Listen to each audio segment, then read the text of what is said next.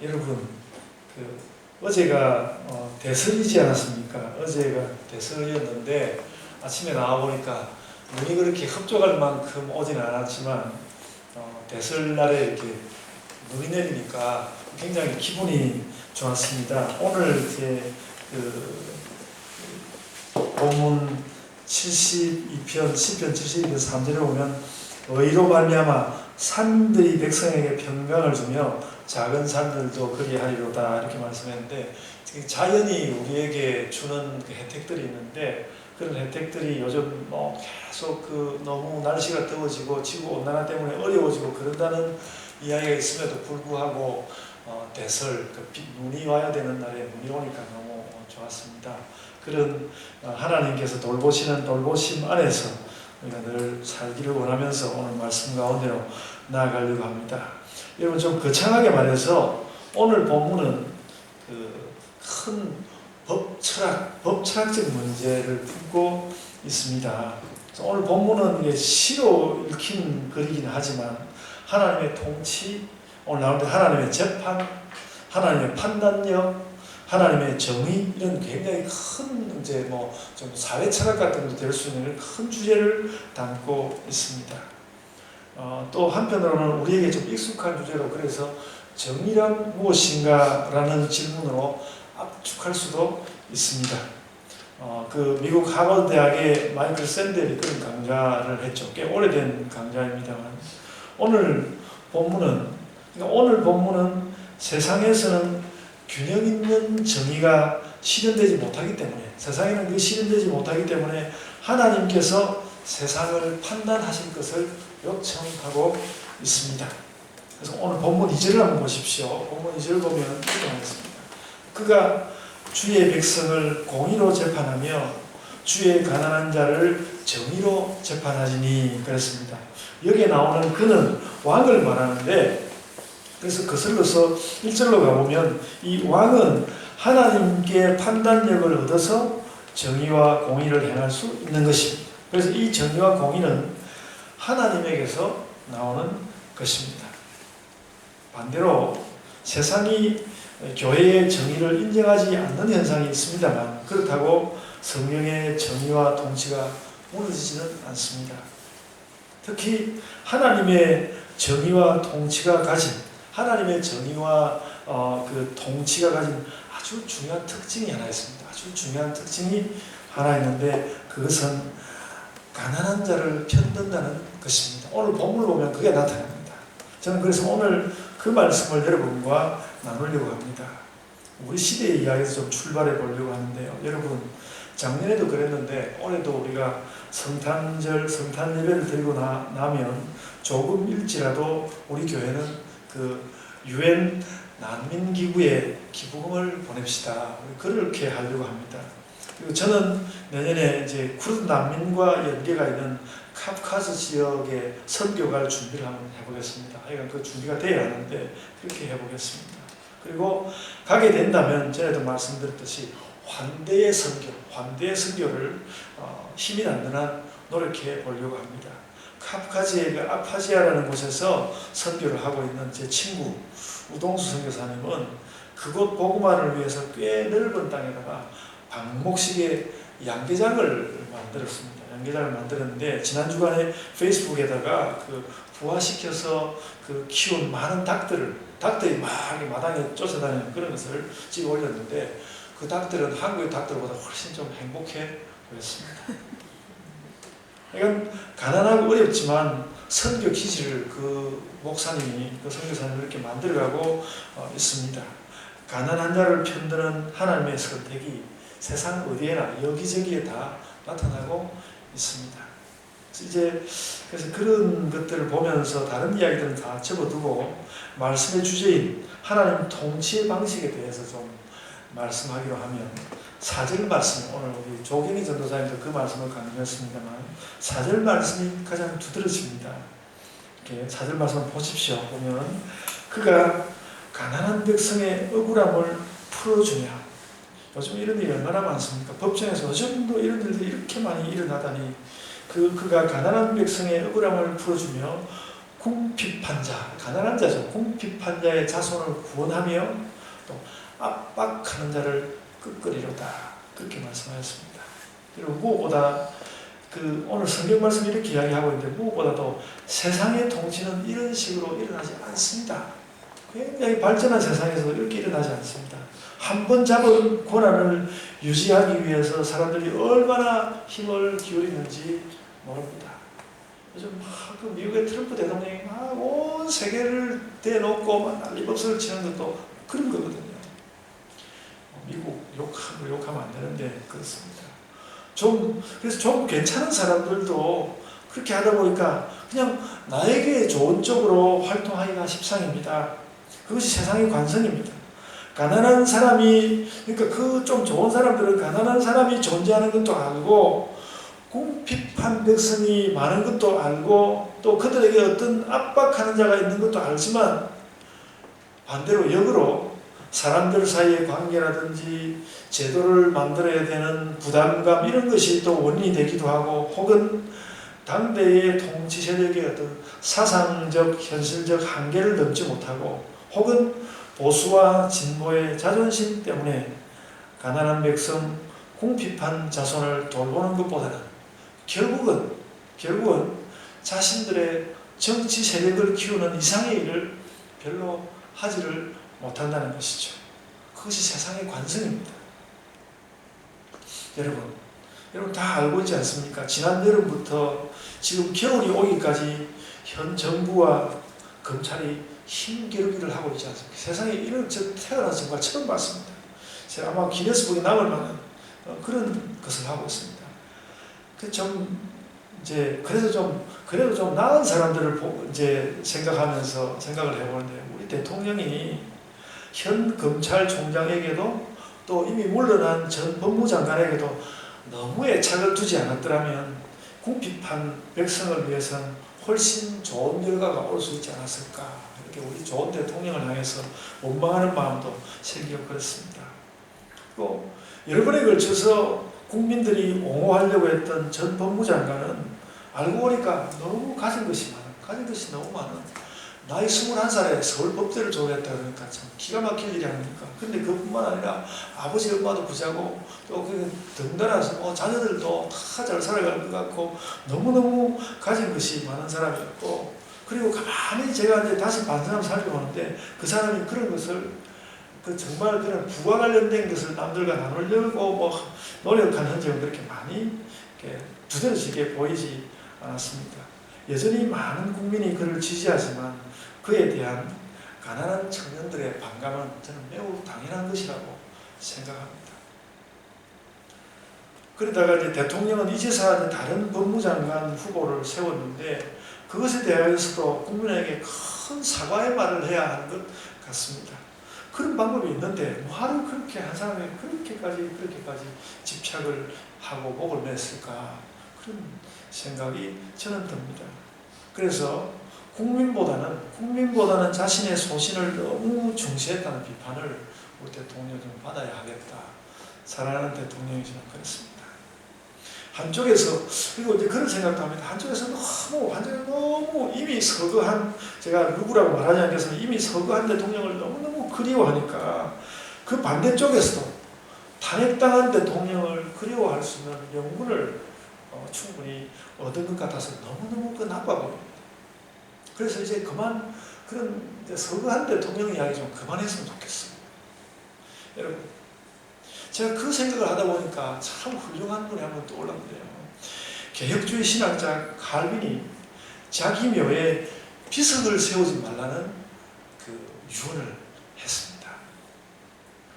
혹 자신을 지나치게 따르는 사람이 있을까 걱정했답니다. 그래서 그 자기 무덤도 칼빈 무덤이요, 지금도 굉장히 초라한 한쪽 구석에 있고요.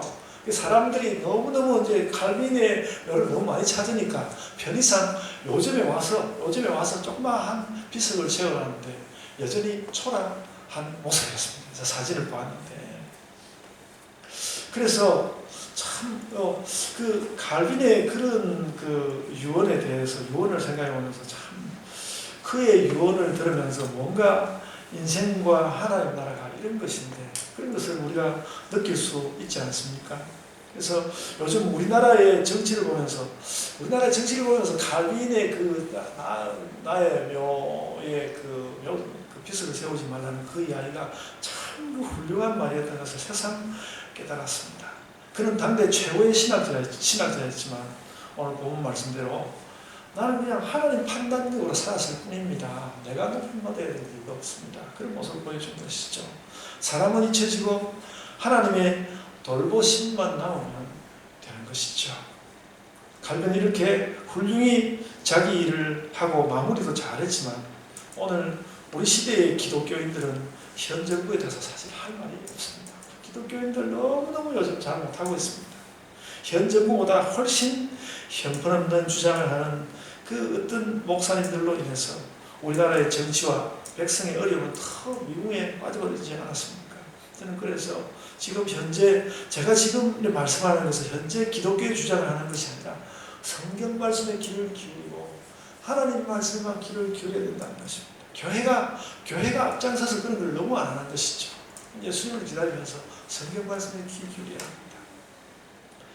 그래서 그러면서 오늘 말씀을 보면서도 우선 우리가 뼈아프게 인정해야 되는 사실이 하나 있습니다.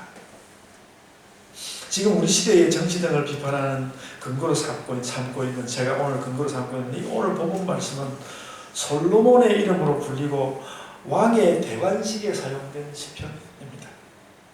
전혀 가난하지 않은 솔로몬, 이스라엘 전체를 통해서 가장 중앙 집권적으로 뭔가 그 나라를 상당히 압박하고 다스렸던, 잘 통제되었던 시대의 왕 솔로몬, 그의 이름을 빌어서 성경에 기록된 이 시편으로 우리는 정말 그 훌륭하신 하나님 통치에 관한 말씀을 나누고 있는 것이죠. 즉 솔로몬이라는 이름을 하나님 통치를 이야기하면서 말하는 것이 좀 끔찍합니다. 실은 솔로몬이 그렇게 나쁜 사람은 아닙니다만 이렇게 말하는 것이 솔로몬의 너무나 그 중앙 집권적이었던 그 통치를 괜히 부추겨 주는 것은 아닐까 그런 생각이 들 수 있는데 그런 것에 대해서 우리가 인정해야 된다는 것이죠.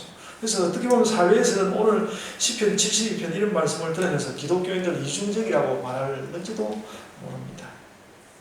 근데 여러분 그런 좀 우려 같은 거 딱 접어두고 정말 성경을 사랑하는 마음으로 돌아와서 우리는 전체 성경의 의도를 잘 지켜내야 합니다.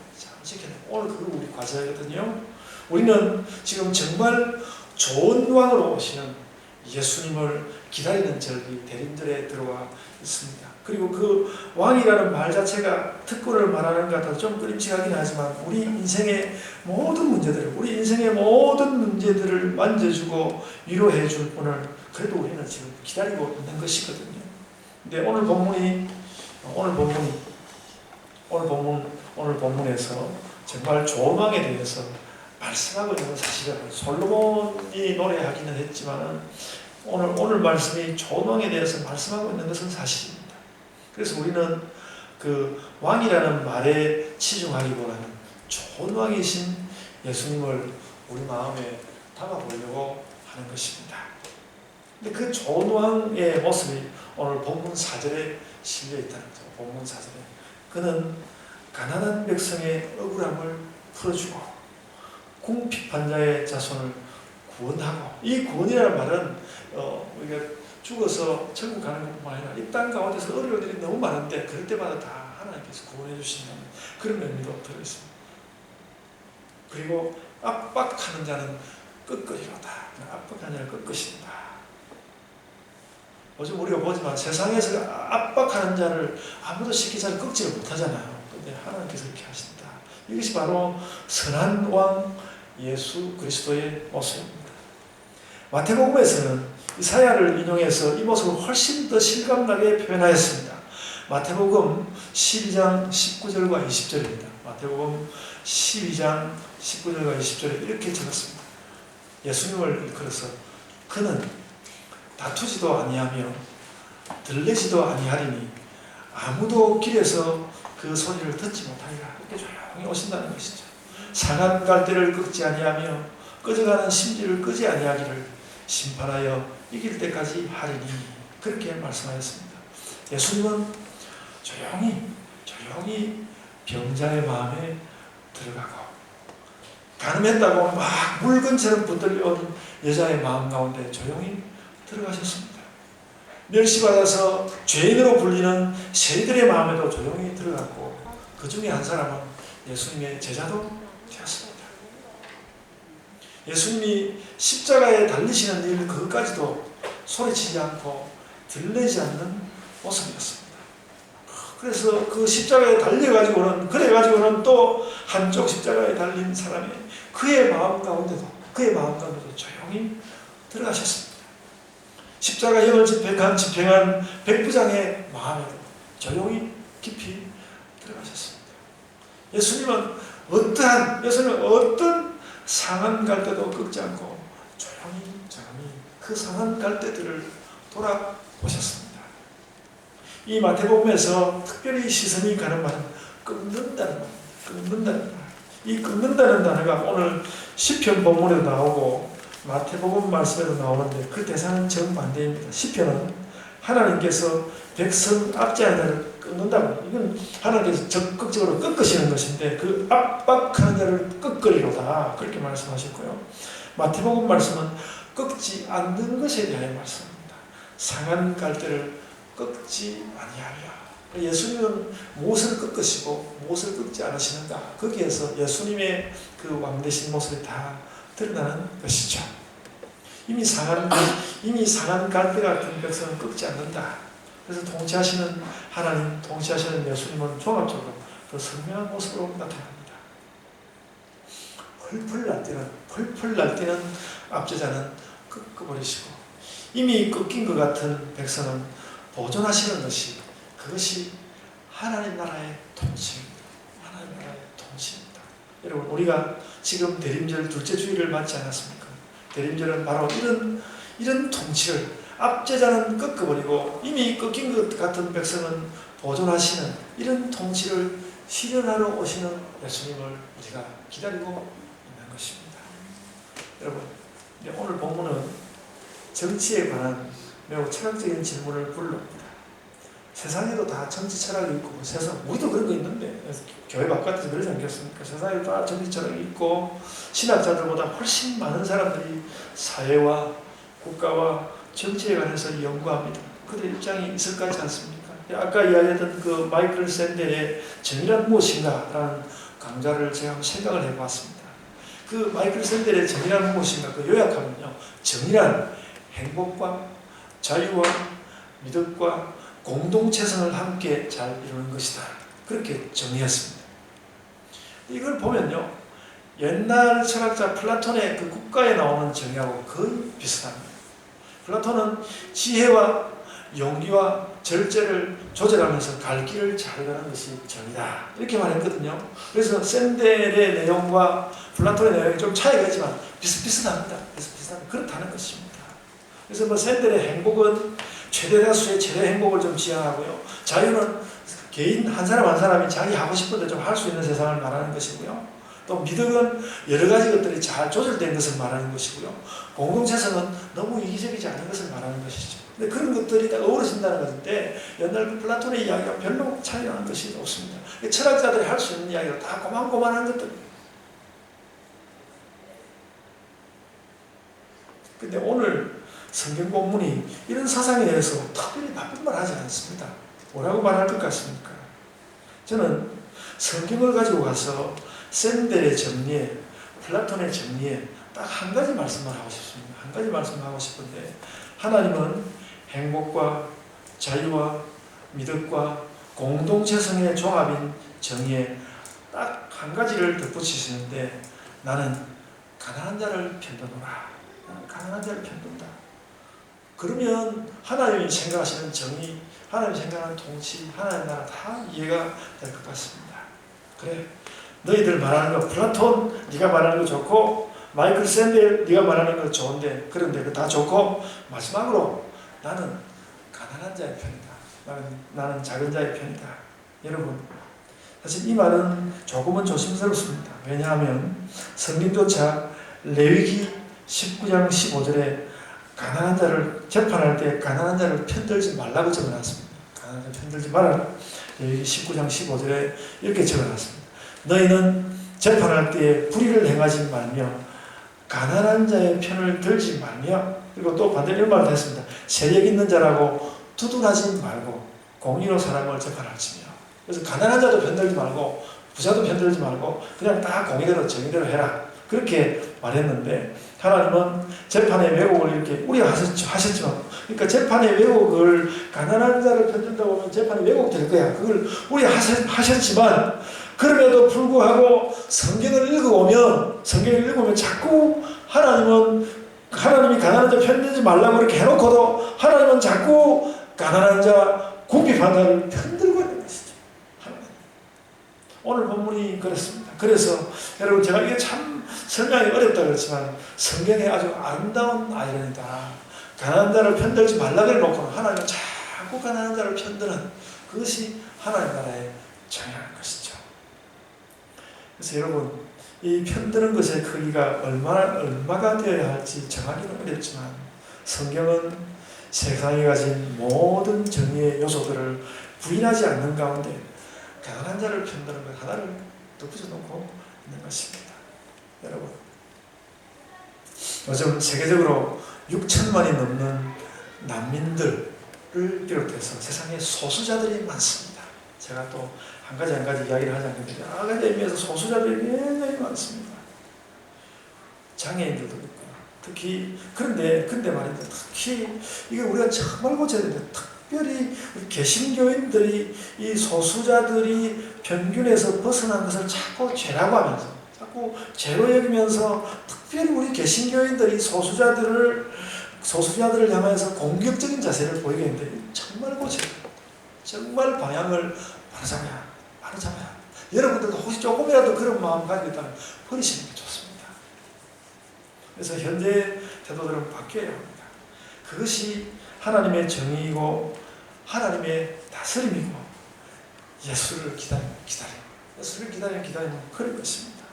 그래서 우리는 오늘 시편 71편 4절에서 우리의 사회학, 우리의 정치 철학, 우리의 법 철학을 여기서 출발시켜야 합니다. 그러니까 어떻게 그 기독교적인 법 철학을 어디서부터 출발시킬까? 시편 72편 4절에서 출발시키는 것이 좋겠다. 그는 가난한 백성의 억울함을 풀어주고 궁핍한 자의 자손을 구원하고 압박하는 자는 끄끄버린다. 여기로부터 기독교 사회 철학은 출발하여야 한다. 정의로는 출발하여야 한다. 그래서 여러분 하나님의 정의는 무엇인가? 인간들이 말하는 최선의 정의를 다 받고 거기에 가난한 자를 편드는 선택을 하는 것입니다. 그것이 하나님의 정의고 우리는 그 정의를 가지고 오신 예수 그리스도를 기다리고 있는 것입니다. 여러분 정의에 대한 더 높은 기준을 가지고 세상을 우리가 더 당당하고 더 훌륭하게 살아갑시다. 아멘. 자, 기도하겠습니다.